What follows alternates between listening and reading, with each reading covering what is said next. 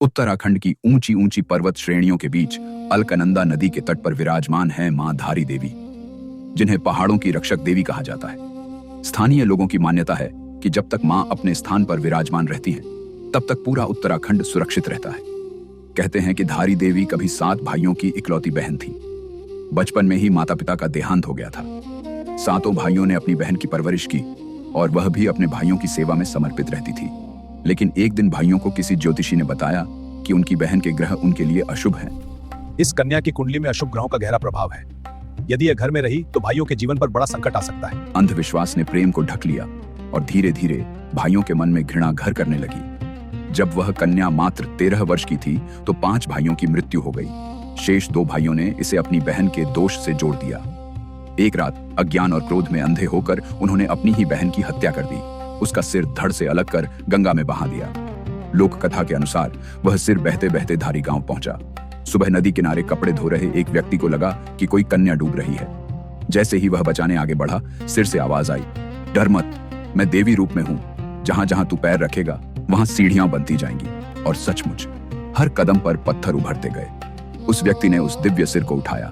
तब उसे आदेश मिला, मुझे किसी पवित्र स्थान पर स्थापित कर दे। और वह सिर पत्थर में परिवर्तित हो गया।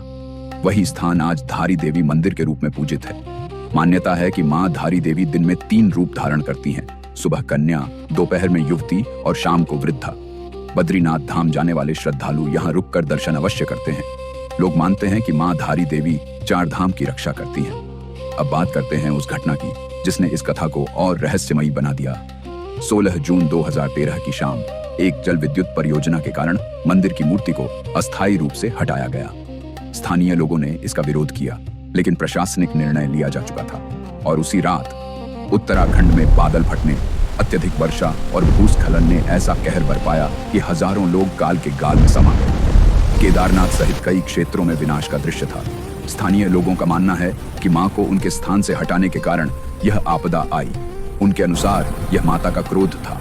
हालांकि वैज्ञानिक रिपोर्टों में इस आपदा का कारण प्राकृतिक आपदाएं, भारी वर्षा और ग्लेशियर झील फटना बताया गया है। लेकिन प्रश्न आज भी खड़ा है, क्या यह मात्र संयोग था या सचमुच उत्तराखंड की रक्षक देवी को हटाने का परिणाम?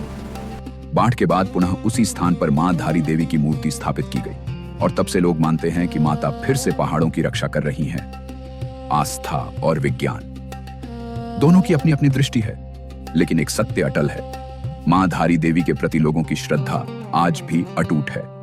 जय मां धारी देवी।